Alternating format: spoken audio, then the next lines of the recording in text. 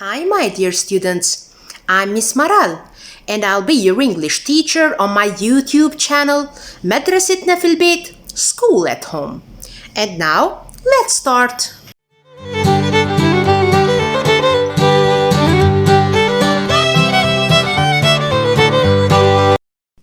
Hi, my dear students.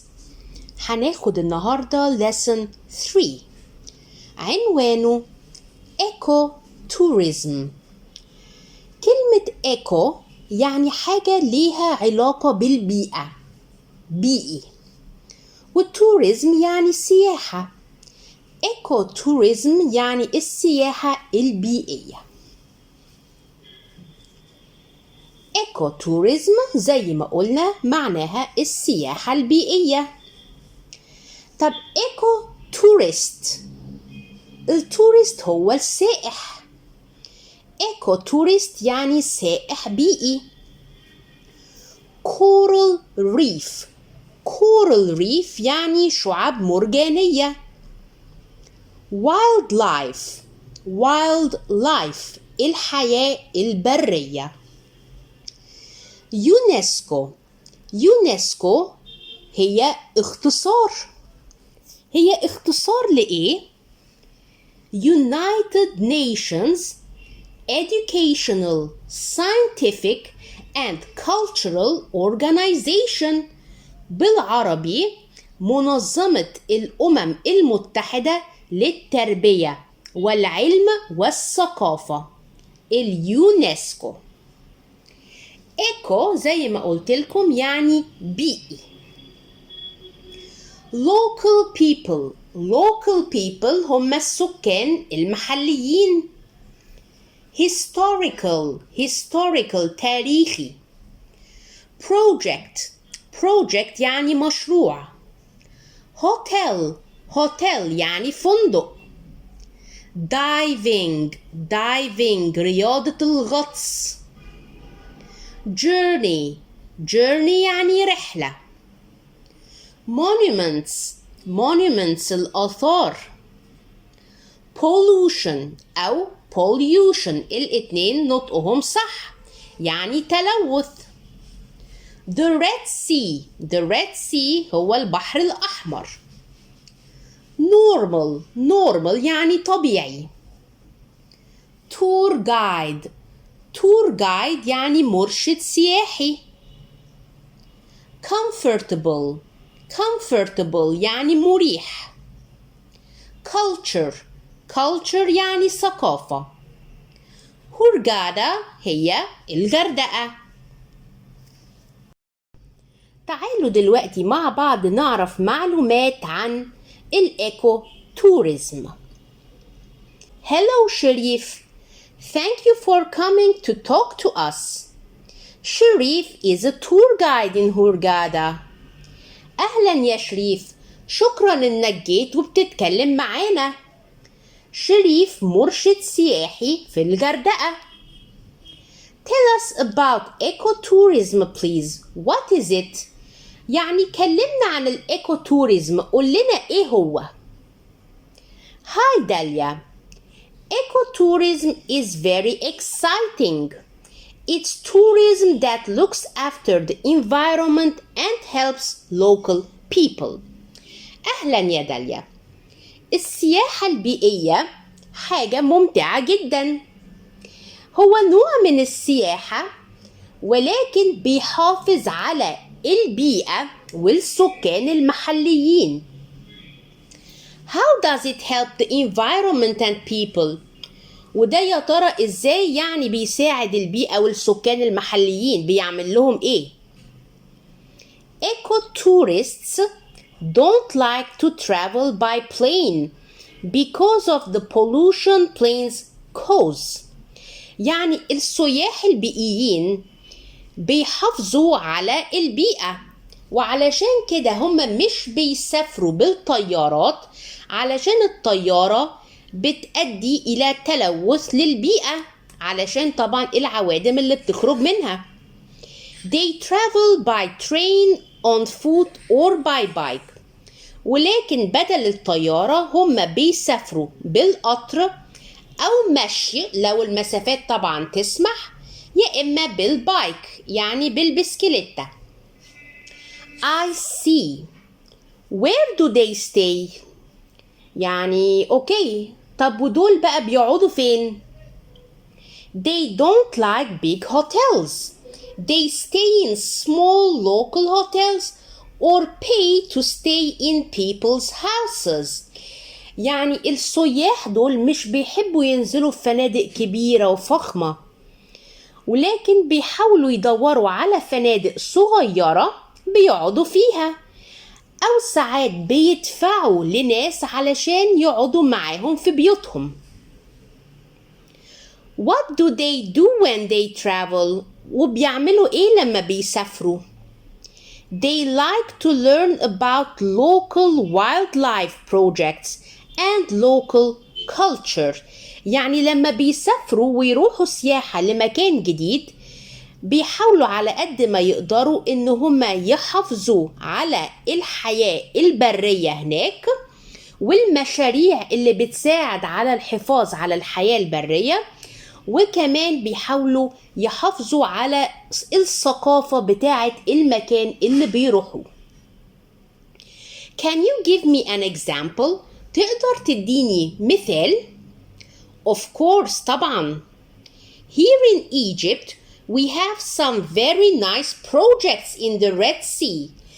هنا في مصر عندنا مشاريع كويسة جدا في البحر الأحمر. Preserving the coral reefs and the sea animals. يعني للحفاظ على الشعب المرجانية والحيوانات البحرية. Tourists come to the Red Sea and the guides tell them where they can dive. يعني السياح لما بيجوا البحر الأحمر المرشد السياحي بيقول لهم الأماكن المخصصة اللي ينفع إن هم ينزلوا ويمارسوا فيها رياضة الغوص. And how they can be with the animals. وإزاي يقدروا إن هم ينزلوا المية بس من غير ما يضروا الحيوانات البحرية. That sounds very good. Thank you for your time شريف. شكرا على وقتك. طب تعالوا نعرف ايه الحاجات الجيدة والحاجات السيئة للسياحة. The good things about tourism. Number 1. Tourism gives jobs for local people. يعني السياحة بتوفر فرص عمل للسكان المحليين. Number 2. Tourism helps people learn about new cultures. يعني السياحة بتساعد الناس إن هم يتعرفوا على ثقافات جديدة. طب يا ترى إيه الحاجات السيئة؟ The bad things about tourism. Number 1. Tourism creates too much carbon dioxide from plane journeys. يعني السياحة بسببها الطيارات من كتر ما بيبقى فيه رحلات عن طريق الطيارات التلوث بيزيد علشان الطيارة بتخرج لنا ثاني أكسيد الكربون. طب number 2. Tourism damages the natural environment. يعني السياحة بتتلف البيئة الطبيعية. Number 3. Tourism damages the historical places or monuments. يعني السياحة ممكن برضو تساهم في تلف الأماكن التاريخية والآثار. طب تعالوا بقى دلوقتي نشوف ايه الحاجات الكويسة والوحشة للإيكو توريزم بقى اللي هي السياحة البيئية اللي بتحافظ على البيئة. pros يعني إيجابيات وcons يعني سلبيات. اوكي، الإيجابيات. Number 1.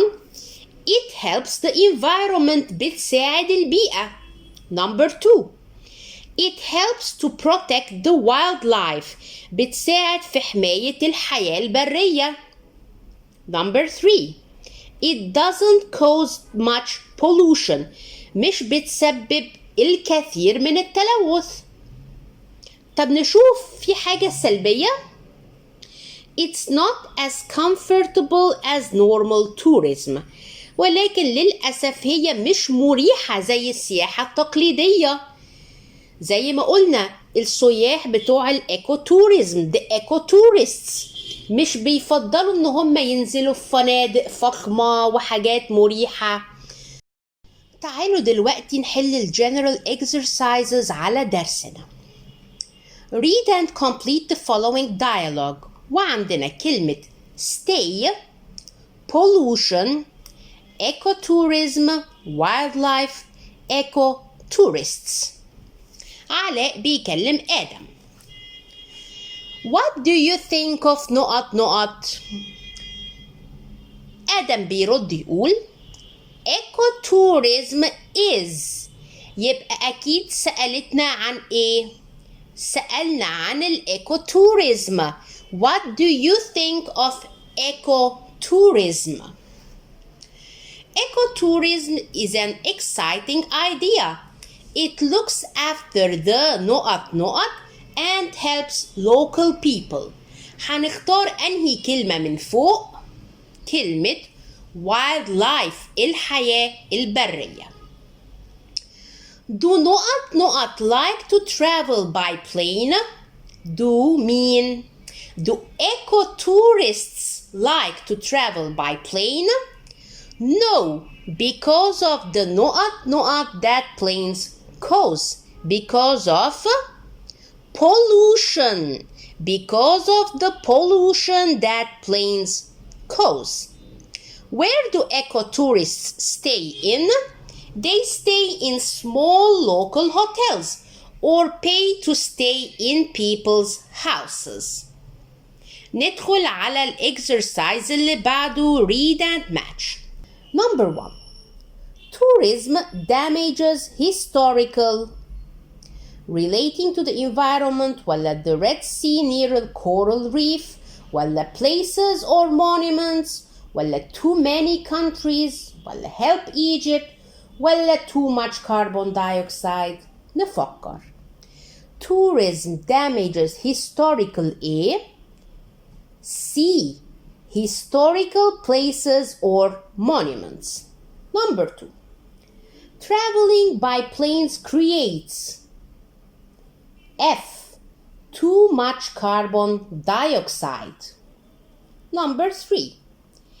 Eco means A. Relating to the environment. Eco يعني حاجة تخص البيئة. Number 4. A tourist was diving in. سائح كان بيغوص فين in B. The Red Sea near a coral reef. Number 5. Tourism is very important. D. Too many countries. Exercise 3 reorder. Number 1. Do stay where they question mark. Where do they stay? Question mark. Number 2. A coral reef near like to dive ecotourists. Ecotourists like to dive near a coral reef. Number 3. Tourism normal as comfortable isn't ecotourism as. بنبدأ بecotourism. Ecotourism isn't comfortable as normal tourism. Number 4. Helps ecotourism environment the. Ecotourism helps the environment. Exercise number 4. Read and choose. Number 1. نقط helps people learn about new cultures. Diving ولا pollution ولا tourism ولا wildlife. أنهي كلمة من دول بتساعد الناس على إن هم يتعلموا ثقافات جديدة؟ السياحة tourism. Number 2.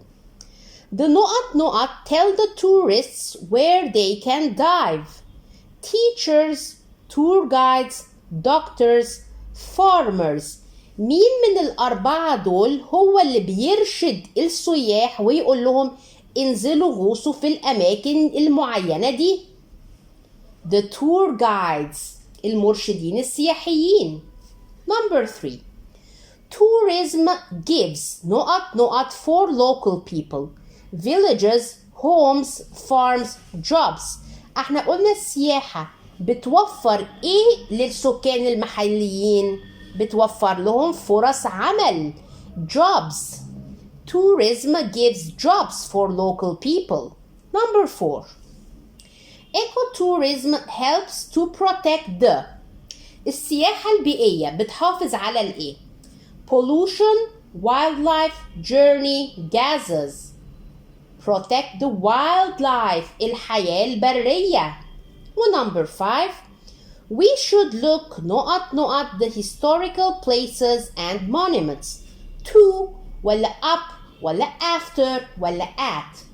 احنا لازم نحافظ وناخد بالنا من الأماكن السياحية والآثار. طب يعني ايه أحافظ على؟ اخد بالي من look after. Look after. ودلوقتي ندخل على الexercise بتاع الwriting. Write a paragraph of from 30 to 40 words about pros and cons of ecotourism.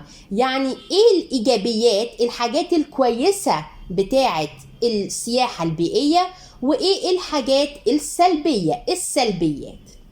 مديني كلمات ممكن استخدمها وممكن لا. comfortable, environment, help, normal tourism, local people. تعالوا أوريكم ميس مرال كتبت إيه. Ecotourism is an exciting idea. It helps to protect wildlife. It looks after the environment. It helps local people. But ecotourism isn't as comfortable as normal tourism. نقراها مرة كمان. Ecotourism is an exciting idea. It helps to protect wildlife. It looks after the environment. It helps local people. But ecotourism isn't as comfortable as normal tourism.